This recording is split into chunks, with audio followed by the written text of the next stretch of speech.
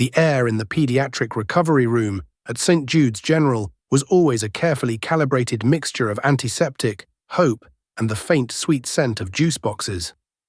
Nurse Amelia Hayes moved through it like a seasoned mariner on a familiar sea.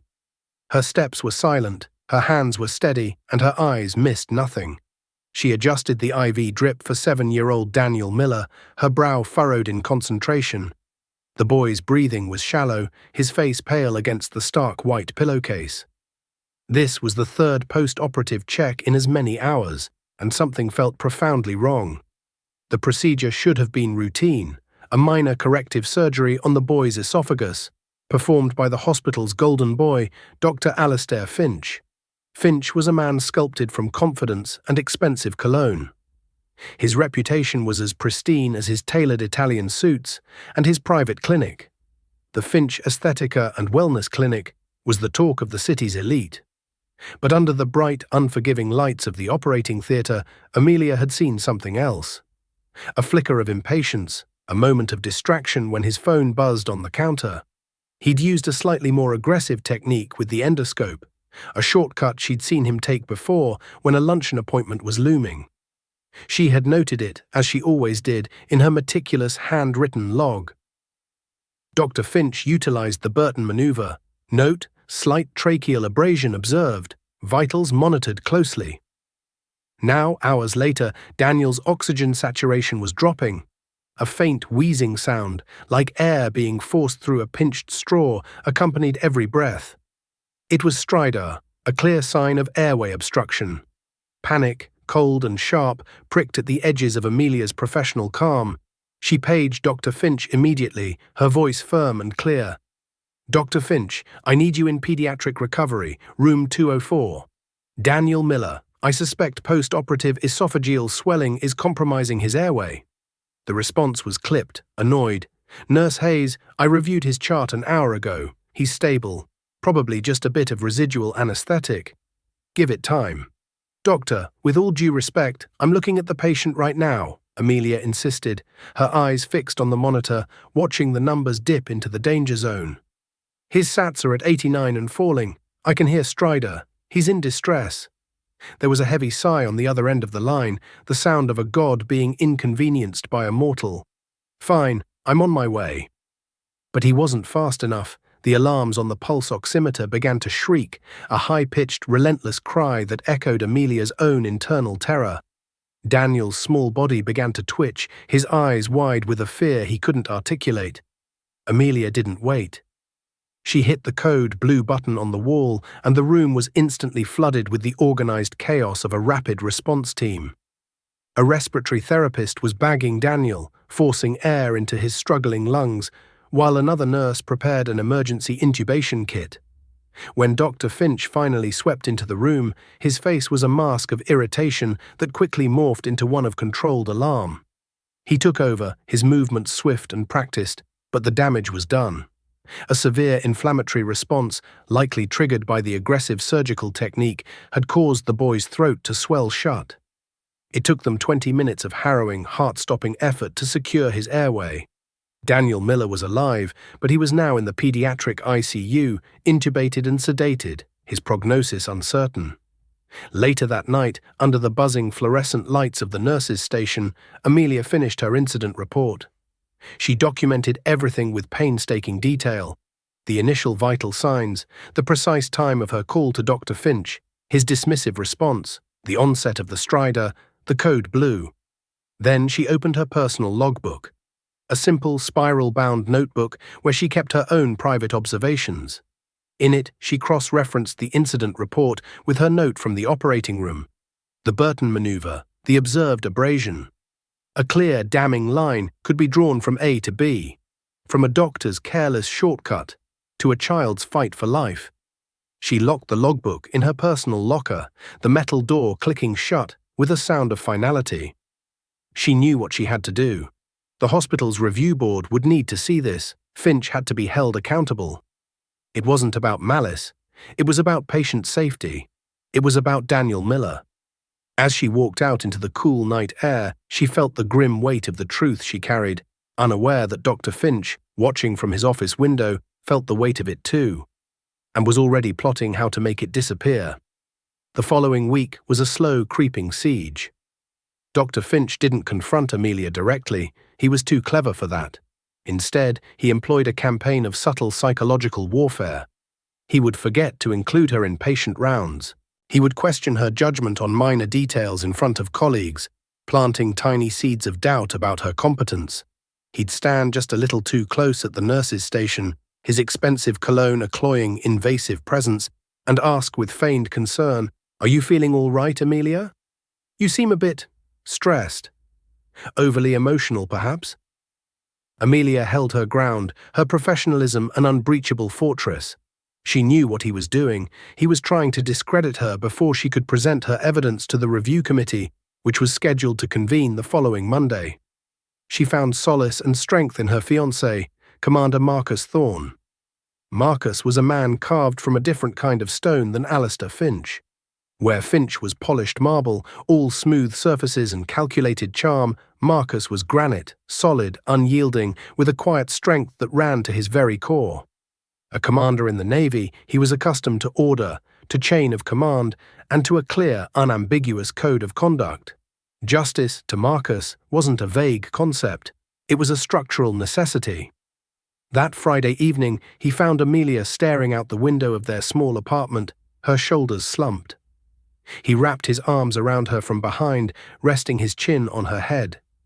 "Talk to me," he said, his voice a low rumble against her hair. She leaned back into him, the tension in her body easing just a fraction. "He's trying to break me, Marcus. He's making it look like I'm unstable, like I'm the one who made a mistake. He knows I have my logbook.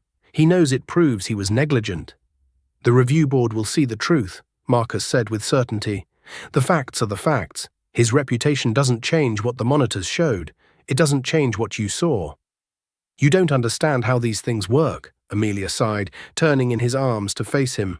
Her eyes were shadowed with exhaustion. "Alistair Finch is a major rainmaker for St. Jude's. His private clinic feeds them a steady stream of wealthy patients. The hospital administration will protect him at all costs. It'll be my word, the word of a stressed, emotional nurse, against his." "It's not just your word," Marcus countered, his grip on her arms firm and reassuring. "It's your logbook. It's your contemporaneous notes. That's hard evidence, Amelia. It's unshakable." She wanted to believe him. She clung to his confidence like a lifeline. "The hearing is Monday at 10. I just have to make it through the weekend." He kissed her forehead. "We'll make it. And when this is over, we're taking that trip to the coast we talked about. No phones, no pages, just you, me, and the ocean." The promise was a small island of peace in her turbulent thoughts. But as she drifted off to sleep that night, she couldn't shake a feeling of deep-seated dread. She dreamt of fire, of her notes turning to black, curling ash in her hands, the words of truth vanishing into smoke before she could speak them. Meanwhile, across town, Dr. Alistair Finch was not sleeping. He was sitting in his cavernous, minimalist office at the Finch Aesthetica and Wellness Clinic, a glass of 25-year-old scotch in his hand. The amber liquid did nothing to soothe the frantic, cornered animal feeling in his chest. He had built an empire on the foundation of his flawless reputation. He had a wife who valued his status, children in private schools, a membership at the most exclusive country club. All of it, every last brick of his perfect life, was threatened by a self-righteous nurse and her damned little notebook. He had tried intimidation, and it had failed. He had tried to undermine her credibility, but she was too resilient. The review board was a gamble he couldn't afford to take. Even a slap on the wrist, a formal censure, would be a crack in the veneer. It would be an admission of fallibility, and his clients didn't pay for fallibility. They paid for godlike perfection. His eyes scanned the silent, empty clinic. This place was his sanctuary, his monument to himself. The thought of it being tarnished by Amelia Hayes's grubby little accusations filled him with a rage so pure it was almost clarifying. He couldn't let her testify. He couldn't let that logbook see the light of day. There had to be another way, a more permanent solution. He thought of her locker at the hospital, a flimsy metal box. He remembered seeing her put the notebook inside it. He thought about the nurse's lounge, usually deserted on a Saturday night. A plan began to form in his mind, ugly and desperate. It was insane. It was criminal, but losing everything he had worked for felt, in that moment, like a far greater crime. He finished his scotch in one long burning swallow, the fire in his throat a prelude to the one he was about to ignite. Saturday night descended on St. Jude's General with a quiet hum. The weekend shift was a skeleton crew, the hospital's massive body breathing in a slower, shallower rhythm. Dr. Finch, dressed in dark clothing, his face obscured by a baseball cap, slipped through a little used service entrance, his heart hammering against his ribs. He knew the hospital's layout intimately, every corridor, every back staircase, every security camera blind spot. The nurses' lounge and locker room were on the third floor, tucked away at the end of a long, quiet hallway. He moved with a predatory silence, every sense on high alert. The air was still, thick with the familiar smell of floor wax and sterile linen. He reached the locker room door and paused, listening. Nothing. He produced a set of lockpicks, a skill he'd learned during a misspent youth he'd long since buried. The cheap lock on the door gave way with a pathetic little click. Inside, the room was a sea of identical grey metal lockers. He knew which one was Amelia's from observing her over the years. Number 247. He worked on the small padlock, his fingers surprisingly nimble despite the tremor of adrenaline. It sprang open, his breath caught in his throat as he swung the door open. There it was, sitting on a shelf next to a pair of worn running shoes and a paperback novel. The spiral-bound notebook. Its cover was plain, unassuming, yet it held the power to ruin him. He snatched it, his fingers closing around it like a talon. But just taking it wasn't enough. She could claim he stole it. She could still testify from memory. He needed to destroy it, and he needed to create a narrative, a story that would cast further doubt on her. His gaze fell on the small collection of personal items in her locker, a spare uniform, a few photos, a small scented candle she sometimes lit to de-stress. An idea, far more dangerous and destructive, bloomed in his mind. He would not just remove the evidence, he would incinerate it and make it look like an accident caused by her own carelessness. An overloaded power strip, a faulty phone charger, a forgotten candle. It would be perfect. She would be suspended for negligence, her credibility shattered before she could even enter the hearing room. He pulled a small canister of high-end lighter fluid from his pocket. A clean-burning fluid he used for his expensive cigars. It would accelerate the flame, but leave minimal, hard-to-trace residue. He doused the contents of her locker, the flammable liquid soaking into her uniform, the pages of her logbook, the cheap wood of the shelf. He placed the candle strategically, lit it, and then wedged a balled-up piece of paper next to the flame, positioned to fall and ignite the fluid-soaked materials. He didn't wait to watch. He slipped out of the locker room, his heart a frantic drum, and retraced his steps, melting back into the night. He was home and in his bed before the first wisps of smoke began to curl from under the locker room door. Amelia got the call at 2 a.m. It was the night supervisor, her voice tight with urgency. "Amelia, you need to come in. There's been an incident." When she arrived, the third-floor corridor was a chaotic scene of firefighters, hospital security, and bewildered staff. The air was thick with the acrid smell of smoke and wet, charred debris. The fire had been contained to the locker room, but the damage was extensive. Soot stained the walls, and a slurry of grey water covered the floor. A fire marshal, a burly man named Henderson, intercepted her. "Nurse Hayes, we need to ask you a few questions. The fire appears to have originated in your locker." Amelia's blood ran cold. "My locker?" He led her to the blackened, gaping hole where her locker had been. Everything was gone. Her spare uniform was a blackened rag. The pictures of her and Marcus were melted, unrecognizable plastic. And her logbook. Her logbook was nothing but a pile of delicate grey ash.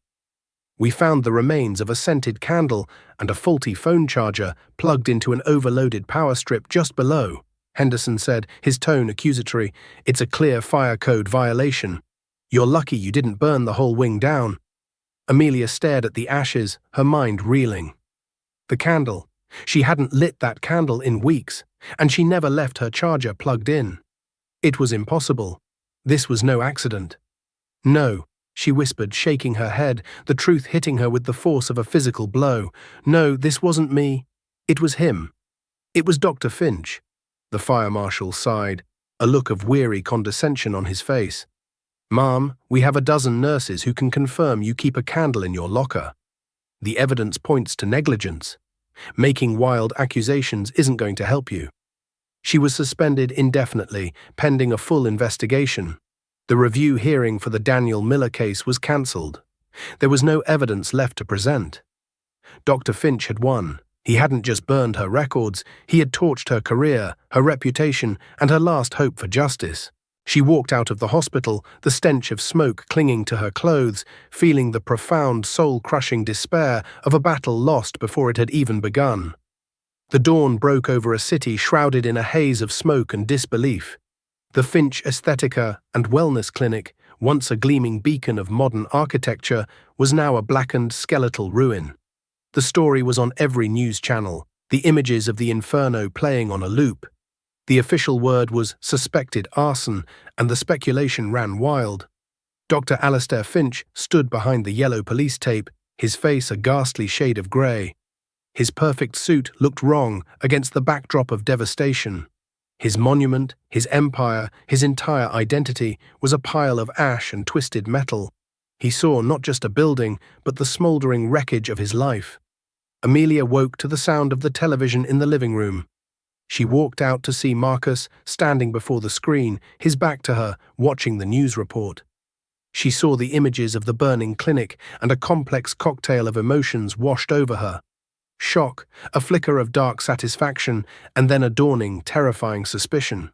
She looked at Marcus. He stood unnaturally still, his shoulders rigid.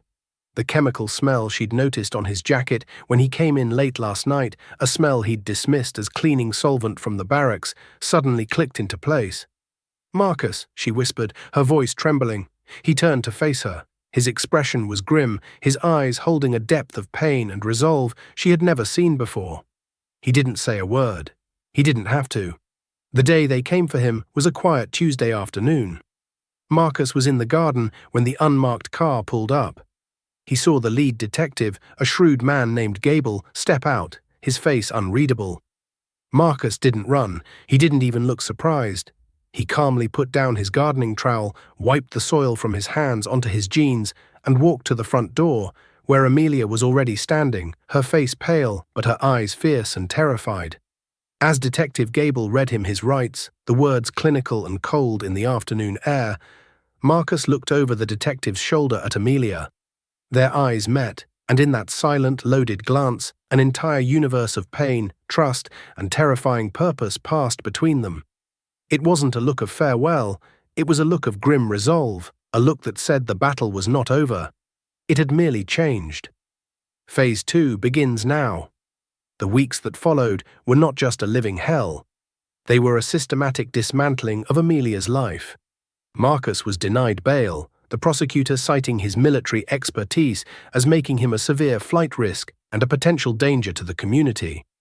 The argument was ludicrous but effective. He was gone, swallowed by the cold machinery of the justice system. Amelia was a ghost in her own life. At the grocery store, Susan, a nurse from maternity with whom she'd shared countless lunches, saw her in the produce aisle, froze for a split second, and then steered her cart violently away as if Amelia were contagious. The hospital, in a masterstroke of corporate ass-covering, released a statement expressing their deep concern for all parties involved, and announced a new initiative on workplace stress and emotional well-being, a thinly veiled reference to the narrative Finch had so carefully constructed.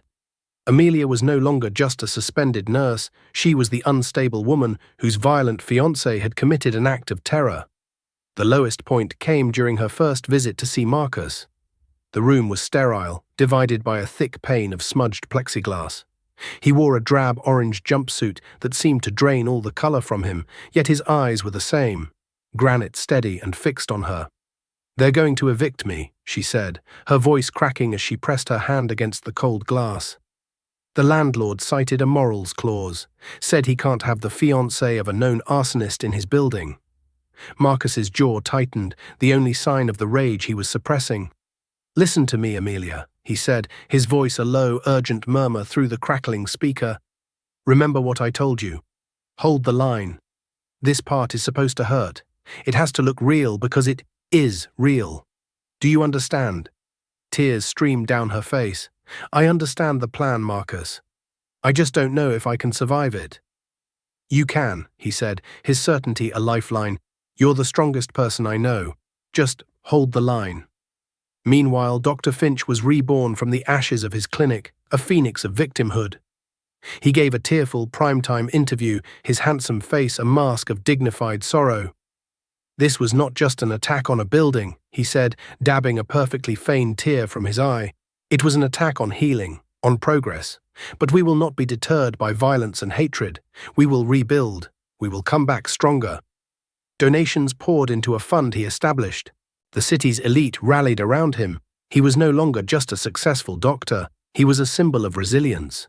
And with every interview, he twisted the knife a little deeper into Amelia. One can only feel pity for Nurse Hayes, he'd say with a condescending sigh. Clearly she was in over her head, and her unstable partner took matters into his own violent hands. It's a tragic tale of misplaced loyalty. Amelia's only ally was Elena Rios, a lawyer the Miller family had hired for their malpractice suit. Elena was a small, ferociously intelligent woman who dressed in sharp, dark suits and seemed to run on black coffee and righteous anger. Their first meeting was in a cramped, book-lined office that smelled of old paper and new strategies. Let's be clear, Nurse Hayes, Eleanor began, her voice devoid of sympathy. As it stands, you have nothing. Your key evidence is a pile of ash. Your professional reputation is shot. Your fiancé has confessed, through his lawyer, to the arson at the clinic.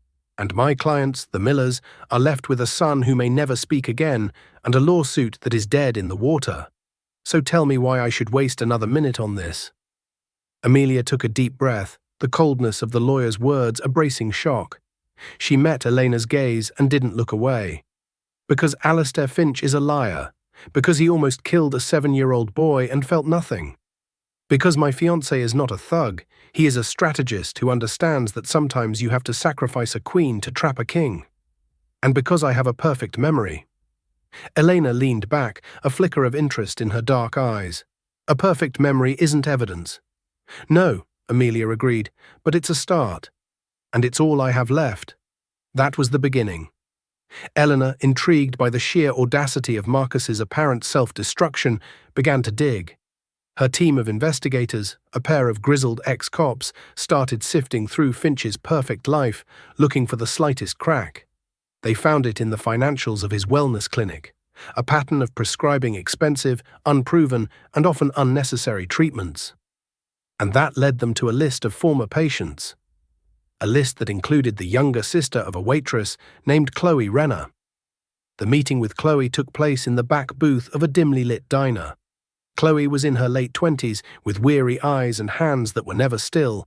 She listened without interruption as Amelia and Eleanor laid out the entire story. When they finished, Chloe stared into her cold coffee for a long moment. "My sister, Maya," she began, her voice quiet but vibrating with a long-held fury. Finch told her she had adrenal fatigue. He sold her $5,000 worth of intravenous vitamins and supplements. He told her conventional doctors were fools. She believed him. She adored him. By the time she was properly diagnosed with lupus, her kidneys were already failing.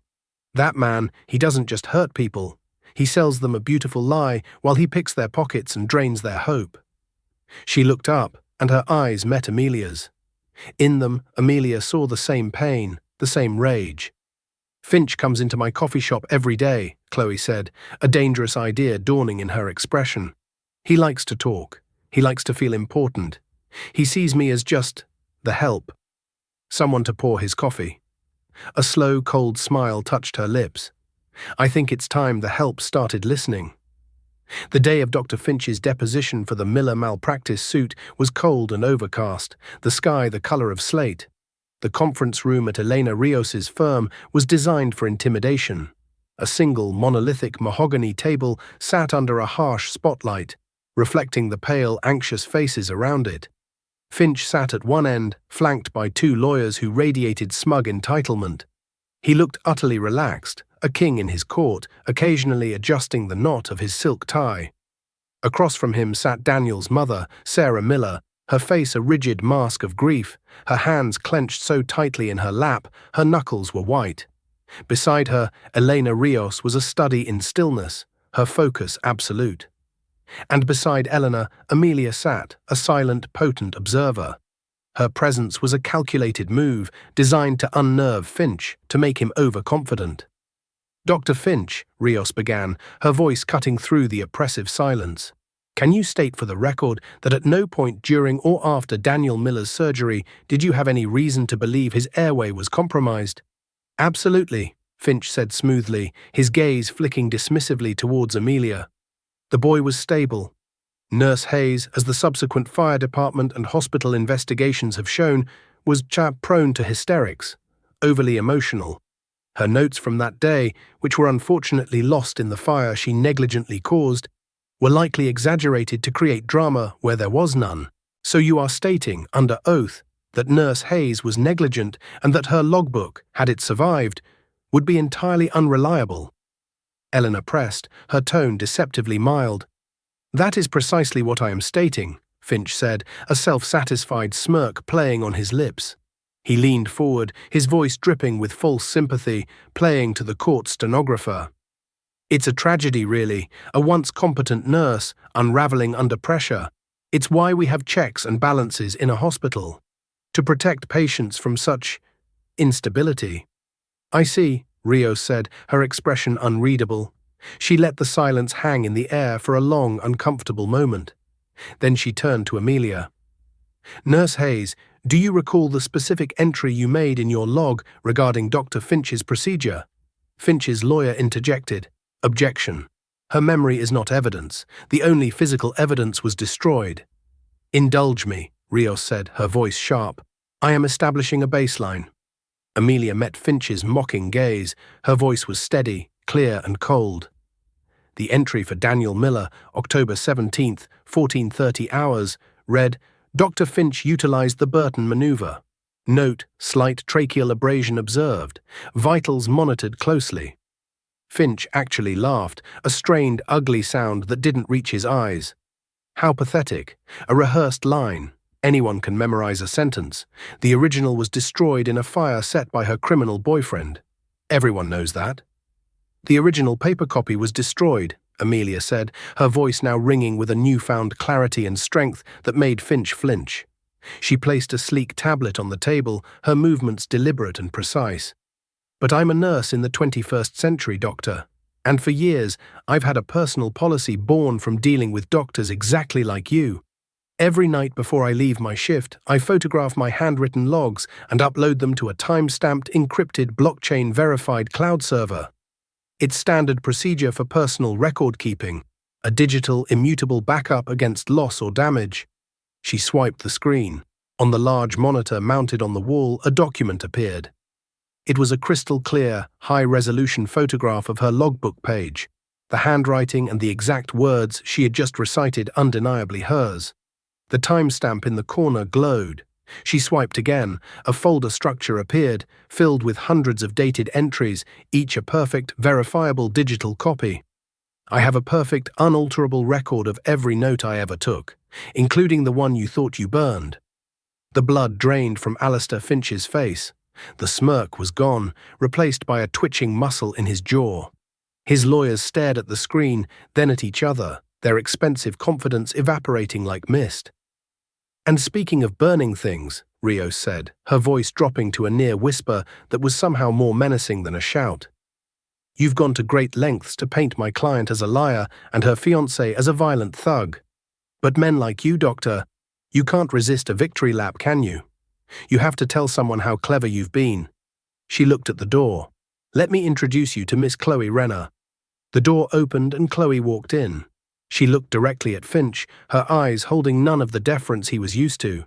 His face contorted, a mask of confusion and dawning horror. "This is absurd," one of his lawyers stammered. "Who is this woman?"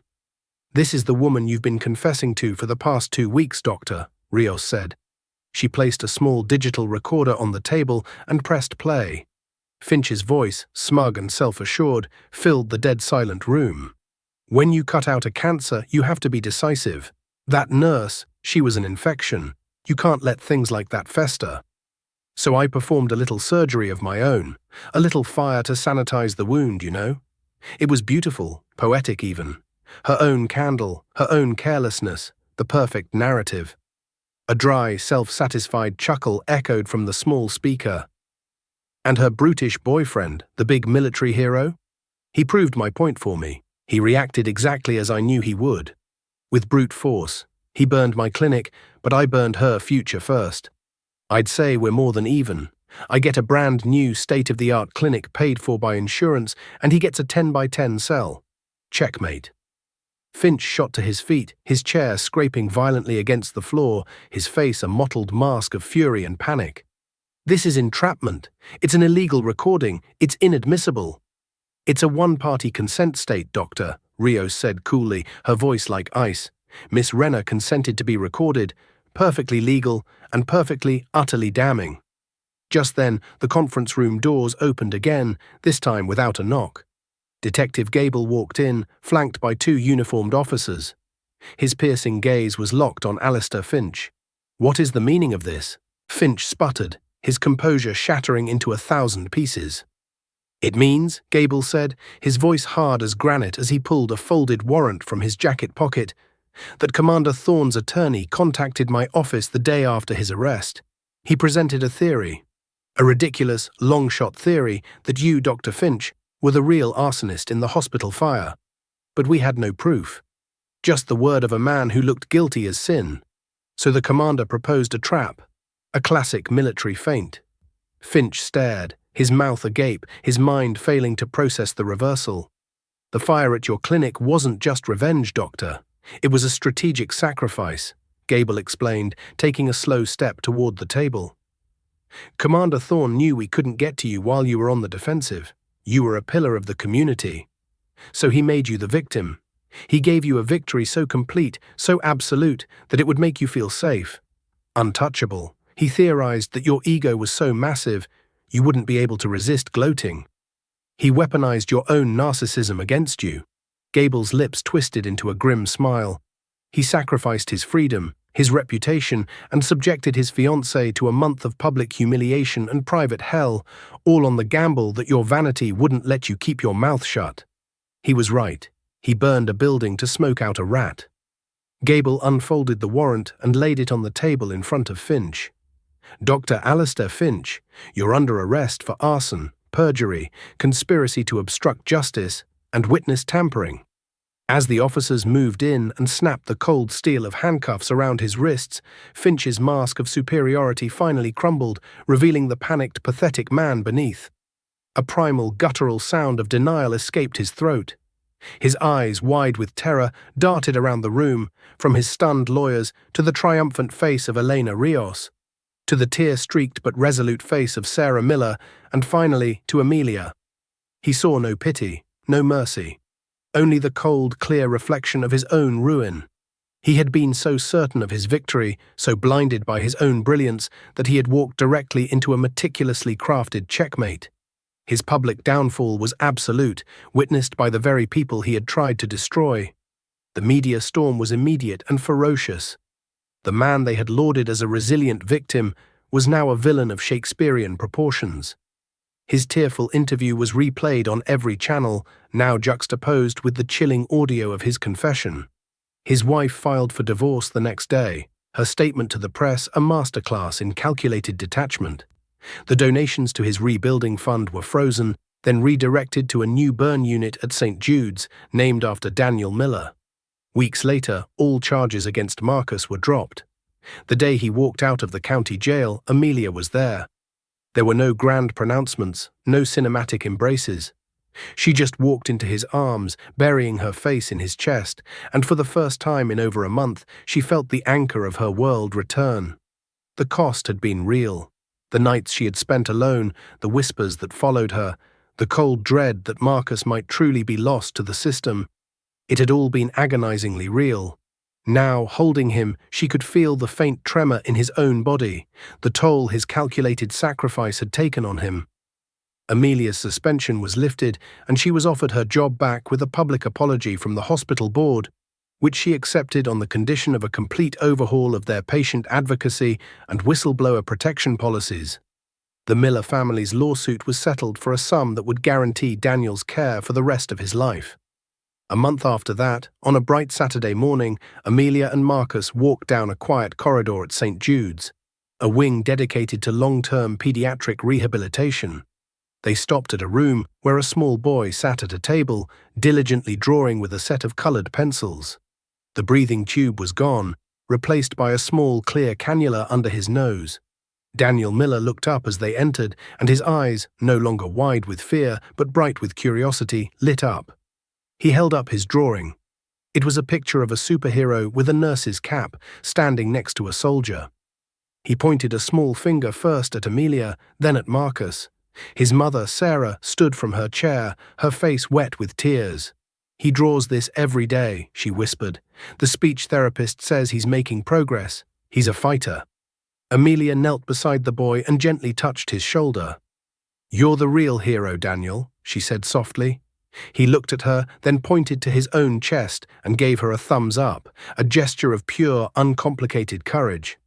That evening they stood on their apartment balcony, watching the sunset paint the sky in shades of orange and red, the colors of fire and hope. The battle was over, but the scars remained. "Was it worth it, Marcus?" Amelia asked softly, leaning her head on his shoulder. "The risk you took? Those weeks, seeing you in that jumpsuit, talking through the glass. I thought I'd lost you." He wrapped his arm around her, holding her tight. His presence a solid grounding force. "Justice isn't a courtroom, Amelia," he said, his voice low. "It's a battlefield. The terrain is never fair." Finch had fortified high ground, and a direct assault was suicide. So we had to lure him out, make him think he'd won the war so he'd get careless in his own territory. He turned to look at her, his eyes clear and full of a love that had been tested by fire and had emerged stronger than steel. The cost was high. It was real. Every day in that cell, the only thing I was afraid of was that the trap would fail, and you'd be left alone to face the fallout. That was the real hell. But watching that man destroy you, destroy that family, and walk away clean, that was a cost I wasn't willing to pay. For you? For that little boy? There was no other choice. It was worth it. She looked out at the city lights beginning to twinkle below, each one a small story, a small life. The system hadn't protected them. The truth alone hadn't been enough. They had been forced to fight fire with fire, to craft a justice of their own from the ashes of their lives. And as the last sliver of sun disappeared below the horizon, she knew with a certainty that settled deep in her bones that they would do it all again.